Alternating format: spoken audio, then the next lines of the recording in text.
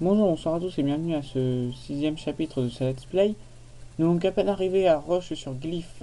Serena nous interpelle et nous parle du bureau d'études des fossiles et elle nous demande d'y aller pour trouver des informations sur les méga-évolutions.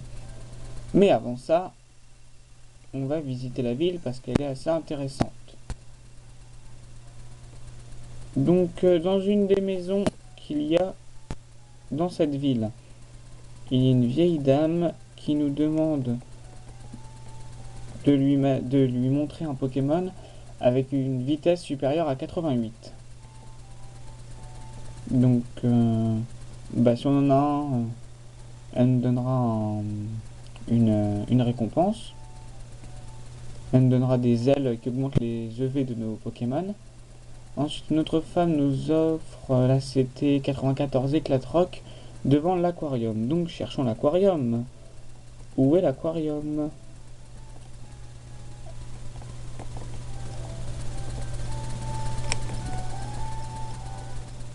Et oui, où est l'aquarium? Bonne question. Voilà. Et donc elle nous donne, là c'était Éclatroc. Et à gauche du bureau d'études des fossiles, il doit être là je pense. Voilà, un homme nous échange sa Scuba Ball contre une Pokéball. Donc en gros il se fait arnaquer. Je sais pas, moi j'appelle ça une arnaque. Dans le bureau d'études des fossiles, il y a un montagnard qui nous demande de lui montrer un Genesect. Donc un Genesect, c'est l'équivalent de Mewtwo, mais dans la 5ème génération. Donc Pokémon noir et blanc. Et noir 2 et blanc 2. Donc...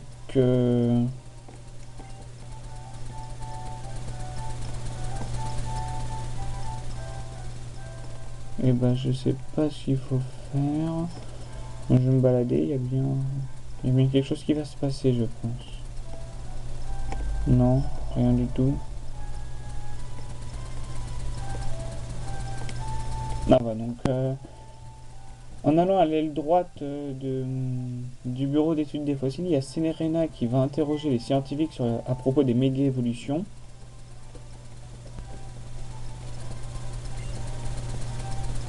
Et voilà. Et puis la scientifique au-dessus là va nous diriger vers la grotte étincelante pour en savoir plus. Oui, parce que hein, on mérite quand même les informations. On doit les mériter.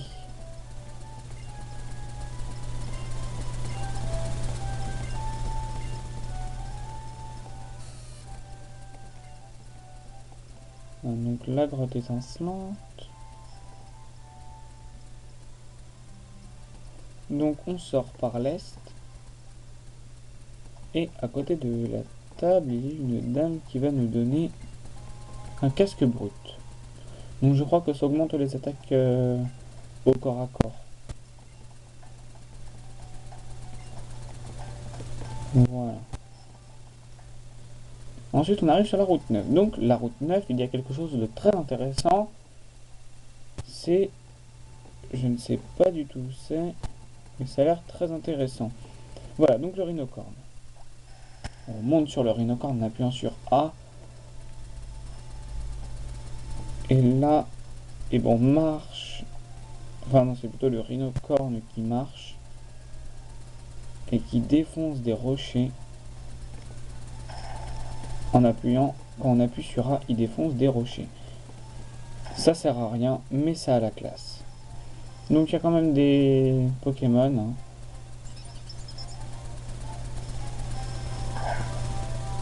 Voilà. Donc, ah oui, j'ai oublié de vous présenter notre nouveau copain, il s'appelle Drabi.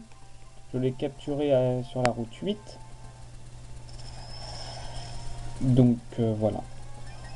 Donc, pourquoi Drabi? Parce que déjà, ça va être un Pokémon dragon. Et j'aime bien les Pokémon dragon. Donc, non, c'est surtout en fait pour sa dernière évolution qui est Dratak que je l'ai capturé. Parce que tout le monde le sait, hein, on ne crache pas sur un Dratak.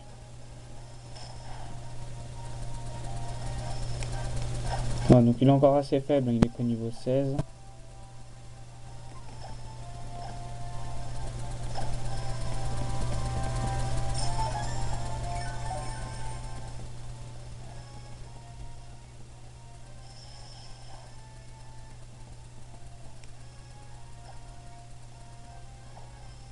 Mhm.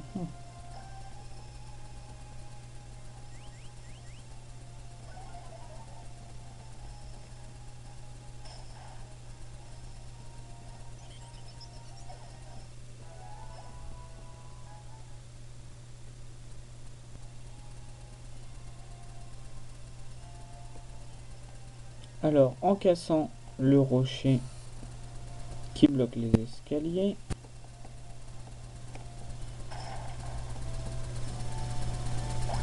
vous avez une défense plus.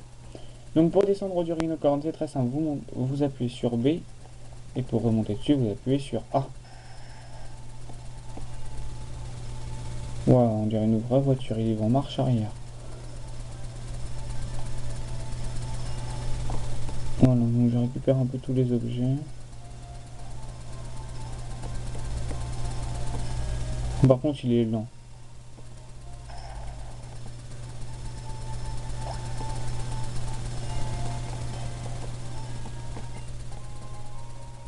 Donc un antipara.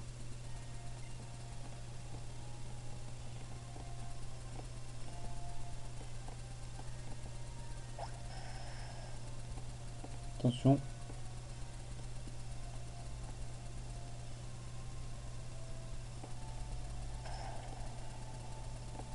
Donc à défaut de ne pas avoir mon permis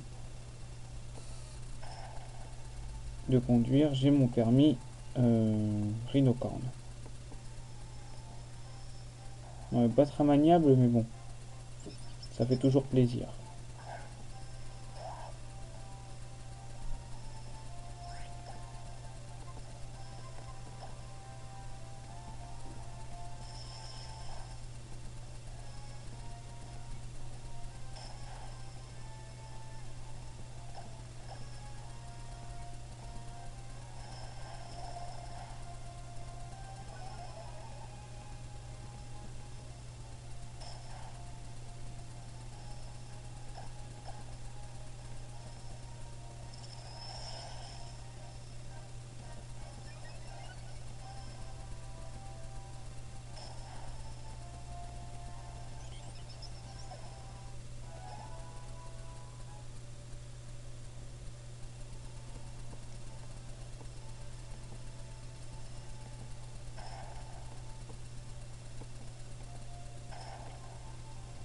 Donc vous pouvez descendre n'importe où avec votre rhinocorne, sauf sur les endroits où il y a des cailloux.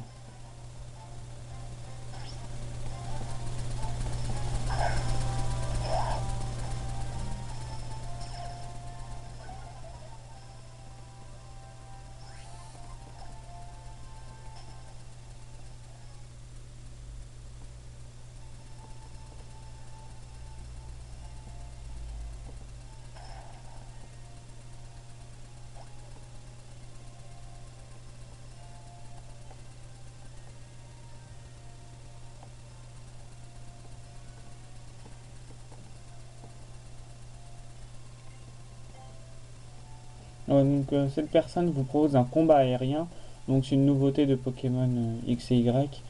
Mais pour faire un combat aérien, il vous faut un Pokémon de type vol ou de type spectre, enfin en tout cas un Pokémon qui puisse léviter ou voler.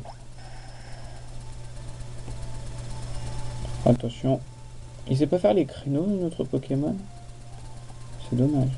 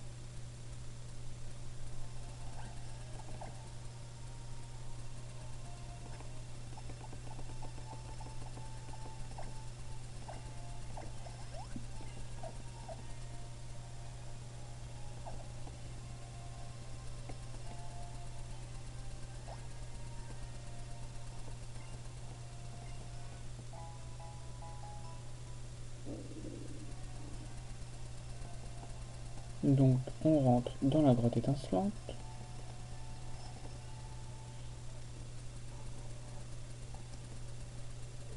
Wow.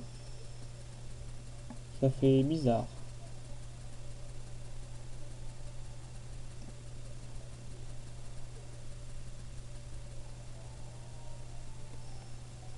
Ok, donc c'est en ligne droite. Une fois il y a des petits croisements, donc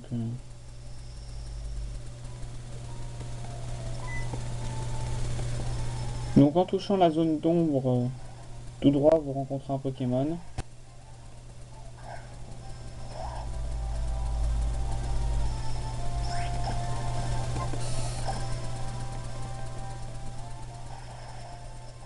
Et donc cette grotte, elle est particulière dans le sens où on va pouvoir rencontrer la team du jeu.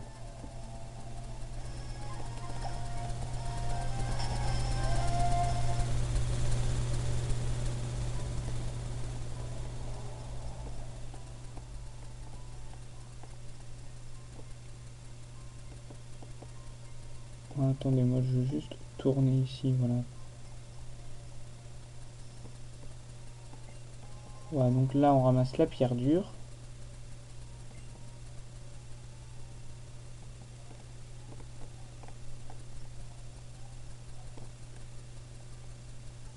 Donc les rollers sont inutilisables ici. Voilà, donc une autre zone d'ombre. Donc, deuxième Pokémon sauvage.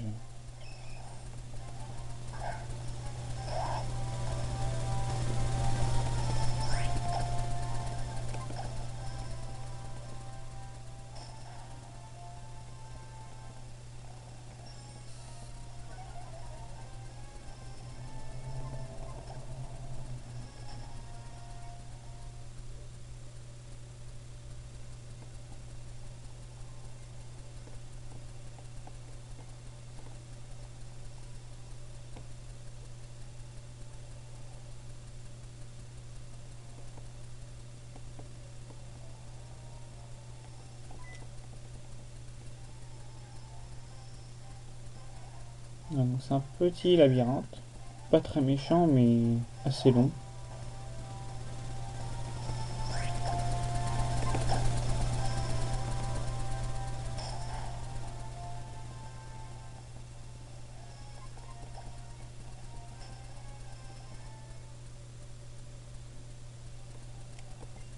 Voilà, donc là c'était 65 griffes ombre.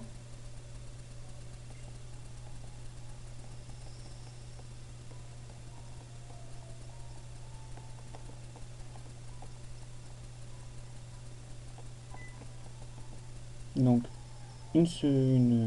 non pas une seconde, on a déjà la cinquième zone d'ombre.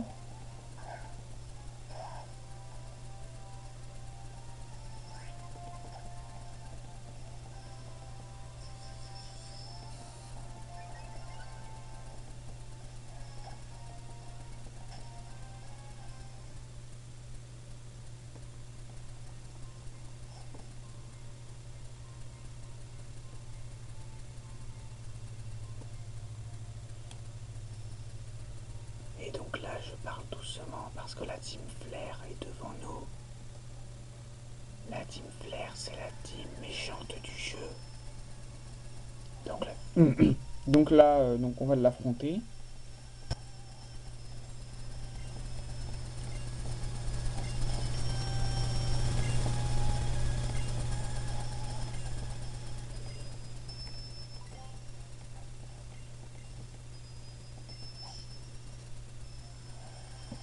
Membre de la fierté gay, je pense.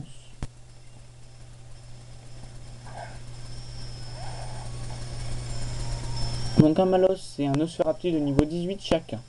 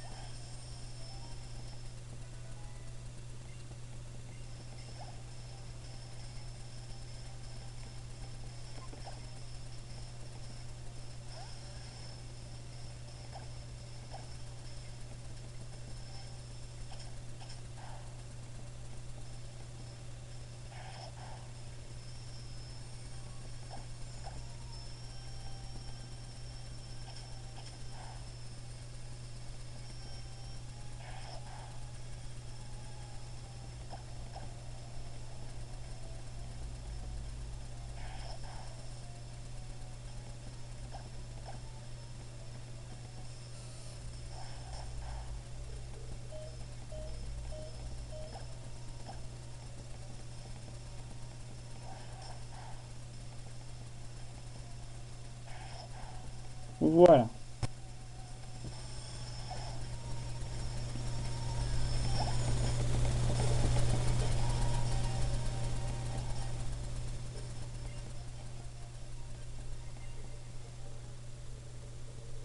Donc après l'avoir battu, il nous apprend qu'il y a d'autres sbires dans cette grotte. Et donc il nous suffit juste de continuer le chemin tout en battant le sbire de la Team Flare.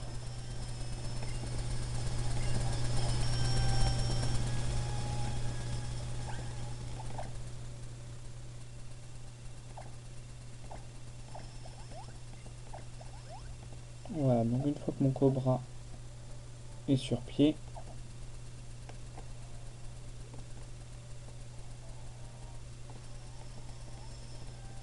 voilà. Donc un membre de la Team Flare, c'est une fille, si vous n'avez pas remarqué. Quoique je vous en voudrais pas parce que moi non plus sur le coup, j'arrive pas à faire la différence.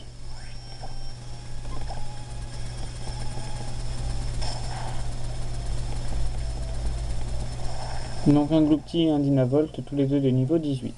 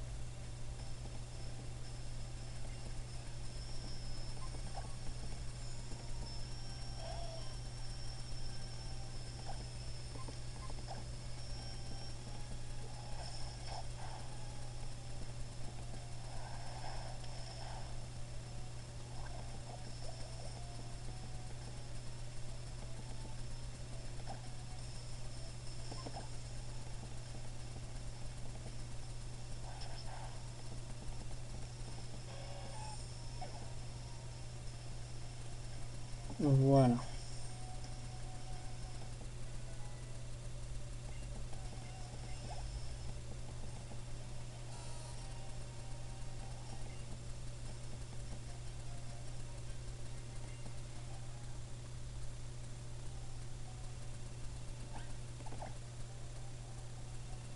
Donc après avoir soigné l'empoisonnement de Cobra et de Midnight,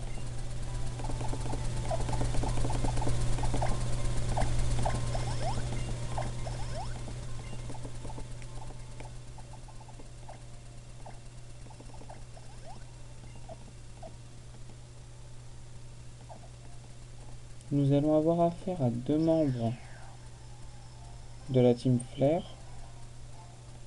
Mais là c'est un grain dur qui est tombé du plafond.